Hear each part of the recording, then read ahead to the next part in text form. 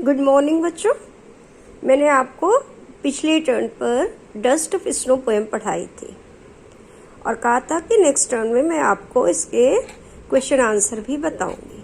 लेकिन ये बताने से पहले मैं आपको बता दूं कि आपका जो पोएम वाला सेक्शन है उसमें आपकी बोर्ड की परीक्षा में 8 मार्क्स के क्वेश्चन आएंगे।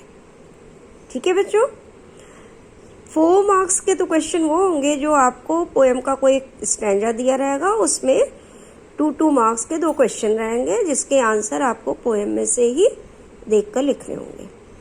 और बाकी बचे जो 4 मार्क्स हैं उसमें 2 चॉइस है आपके पास। एक तो है central idea of the poem और या फिर reproduce 4 lines from any prescribed poem in your syllabus. तो आपके सिलेबस में जो भी पोएम है उनमें से किसी भी एक पोएम की 4 लाइन आपको लिखनी पड़ेगी, लेकिन जो पेपर में कॉम्प्रिहेंशन के लिए आई है उसको कॉपी नहीं करना रहेगा। तो इसके लिए आपको क्या करना पड़ेगा, आपकी जो भी पोएम्स हैं उनमें कम से कम 5 या 6 पोएम की शुरू की 4 लाइन या फर्स्ट स्टैंजा आपको लर्न करना पड़ेगा। ठीक है बच्चों, तो डस्ट ऑफ स्नो पोएम का कॉम्प्रिहेंशन क्वेश्चन मैं आपको आज करवाने जा रही हूँ। तो ये देखिए लिखा हुआ है, read the following stanzas and answer the questions based on them. अर्थात कि नीचे जो स्टैंजा दिया उसको पढ़िए और उसमें जो क्वेश्चंस दिए हैं उसका आंसर इसे स्टैंजा के आधार पर दीजिए। तो मैंने आपको पोएम पढ़ाई थी। अब क्वेश्चन नंबर 1 है, Where was the poet standing? Poet कहाँ पर खड़ा था? The way a crow shook down on me the dust of snow from a hemlock tree. आपको मैंने बताया था पोएट कहाँ खड़ा था? हेमलॉक ट्री के नीचे खड़ा था। क्यों? क्योंकि क्रो कहाँ बैठा था? हेमलॉक ट्री की ब्रांचेस में बैठा था और उसने जब उसकी डाल को हिलाया तो उसके ऊपर क्या पड़ा था? छोटे छोटे स्नो के पार्टिकल। तो क्यों पड़े थे? Because the poet was standing under the hemlock tree. तो कह रहा है the poet was standing under a hemlock tree. Clear है बच्चों कि पोएट कहाँ खड़ा था? पोएट हेमलॉक ट्री के नीचे खड़ा था। सेकेंड क्वेश्चन है, who was sitting on the tree? Who कौन बैठा था पेड़ पर? पेड़ पर कौन बैठा था? किसने पेड़ को हिलाया था? A crow was sitting on the tree. एक कौवा पेड़ पर बैठा था। नेक्स्ट क्वेश्चन है, where did the particles of snow fall? बर्फ के छोटे छोटे कण कहाँ पर गिरे थे? तो वो पोएट की बॉडी पे गिरे थे। The particles of snow fail on the poet's body who was standing under the tree. उस बर्फ के छोटे छोटे टुकड़े कवि के शरीर पर पड़े क्योंकि वो कहाँ खड़ा हुआ था? जो पेड़ के नीचे खड़ा हुआ था। Under which tree was the poet standing? किस पेड़ के नीचे कवि खड़ा था? The poet was standing under a hemlock tree.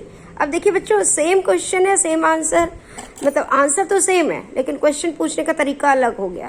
पहले में है where was the poet standing? Poet कहाँ खड़ा था? The poet was standing under a hemlock tree. दूसरा क्वेश्चन थोड़ा चेंज कर दिया, under which tree was the poet standing? किस पेड़ के नीचे कवि खड़ा था? The poet was standing under a hemlock tree. तो आंसर दोनों क्वेश्चन का सेम है लेकिन क्वेश्चन पूछने का तरीका अलग हो गया। तो आपको एग्जाम में केवल 2 ही क्वेश्चन आएंगे। तो जो भी पॉसिबल क्वेश्चन है, जितने भी पॉसिबल क्वेश्चन है मैंने उतने ही लिख दिए हैं। और एक क्वेश्चन बच्चों जो राइमिंग पे आता है। राइमिंग आप समझते हैं, जो पोएम होती है उसके हर लाइन का जो लास्ट वर्ड होता है वो अपनी नेक्स्ट या थर्ड या फोर्थ किसी लाइन से राइम करता है। उसका जो प्रोनाउंसिएशन होता है, उसकी साउंड जो है सिमिलर होती है। तो इसमें कौन से वर्ड राइमिंग है ये भी आप हर पोएम में तैयार करेंगी। तो point out the rhyming words in the above noted lines. ऊपर जो लाइंस आई यानी जो स्टैंजा आपका आया है उसमें कौन से राइमिंग वर्ड्स है इसे बताइए। The pairs of the rhyming words in the above noted lines are crow, snow. crow और snow की साउंड सिमिलर है. फिर me and tree, तो me और tree की भी साउंड सिमिलर है.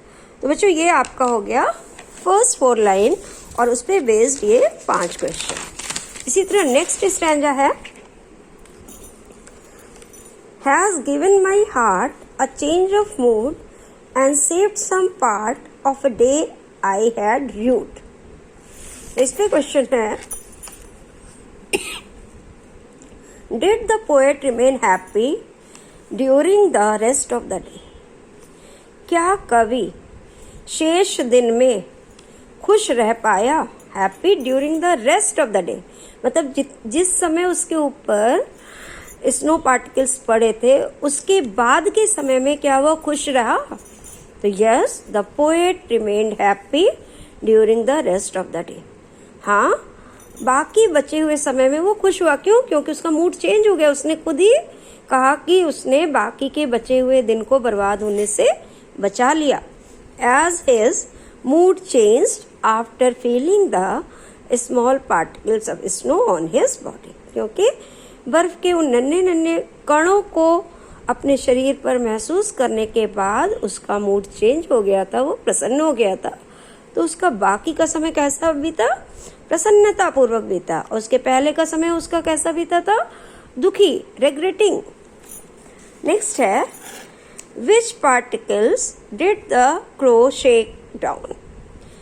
कौवे ने कौन से कण हिलाए थे और नीचे गिराए थे? The crow Shuk down the small particles of snow from the hemlock tree. कौवे ने क्या किया था? शुक down the small particles of snow, बर्फ के नन्हे नन्हे कणों को पेड़ से गिराए थे. फ्रॉम द हेमलॉक ट्री, धतूरे के पेड़ से गिराए थे. यानी धतूरे के पेड़ की जो डालें थी उसमें जो स्नोफॉल के कारण स्नो चिपकी हुई थी, कौवे के बैठने से वो डालें हिली और वो स्नो के पार्टिकल्स गिरे. फिर है, bye whom the poems by dust of snow is composed. यानी इस स्नो ऑफ डस्ट के पोएट का नाम बताना है. किसने ये कविता लिखी है? The poem Dust of Snow has been composed by a famous American poet Robert Lee Frost. तो पोएट का पूरा नाम क्या है बच्चों? Robert Lee Frost. आपको पूरा नाम याद करना है. तो ये पोएम किसके द्वारा लिखी गई है? Robert Lee Frost. क्वेश्चन देने का आंसर देने का तरीका क्या हो गया? The poem dust of snow has been composed by a famous American poet Robert Lee Frost. अब नेक्स्ट क्वेश्चन है, here I stands for the, option दिए हैं ट्री, क्रो, पोएट और स्नो. इस कविता में आई का प्रयोग किसके लिए हुआ है? ट्री, क्रो, पोएट और स्नो. आई मीन्स मैं. तो ये कविता कौन बोल रहा है? कौन सुना रहा है आपको? कौन अपना एक्सपीरियंस बता रहा है? तो पोएट बता रहा है. कौवा तो नहीं बता रहा है, पेड़ भी नहीं बता रहा है, बर्फ भी नहीं बता रही है. तो here I stands for the poet Robert Lee Frost. I किसके लिए आया हुआ है? कवि रॉबर्ट ली फ्रॉस्ट के लिए आया हुआ है. ठीक है बच्चों. Next last question, point out the rhyming words in the above stanza. जैसे पहले वाले में जो राइमिंग वर्ड्स था सॉरी बच्चों, उसी तरह इसका राइमिंग वर्ड्स क्या है? The rhyming words are heart, part and mood, rude in the above stanza. तो आपने ऊपर की 4 लाइन ये देखिए. इसको देखने का तरीका क्या होता है बच्चों? जैसे आपने लास्ट वर्ड देखा हार्ट, फिर उसके बाद देखा सेकेंड है मूड. तो हार्ट और मूड आपस में राइम नहीं कर रहा है. लेकिन फिर आपने देखा पार्ट, तो पार्ट में और हार्ट में साउंड सिमिलर है. फिर मूड, रूड. अब देखो बच्चों, ये जरूरी नहीं कि जैसे ए आर्टिस्ट में आया था, ए आर्टिस्ट में आया था, तो उसी तरीके से मूड में भी MOOD आया था और रूड में भी नहीं ROOD होना चाहिए, ऐसा नहीं है। साउंड सिमिलर होना चाहिए, स्पेलिंग सेम होना जरूरी नहीं है, ठीक है। तो इसमें हार्ट और पार्ट, मूड और रूट क्या है, राइमिंग वर्ड्स हैं। ओके बच्चों, आपको ये अपनी कॉपी में करना भी है, आप इसे कर लीजिएगा और पोएम की 4 लाइन आप याद कर लीजिएगा, ठीक है। फिर नेक्स्ट क्लास में हम लोग चैप्टर पढ़ेंगे। आप बुक जल्दी से खरीद लीजिए और जितनी जल्दी बुक आप खरीदेंगे उतनी जल्दी मैं आपको चैप्टर पढ़ाऊंगी, ठीक है। Okay, thank you, bye.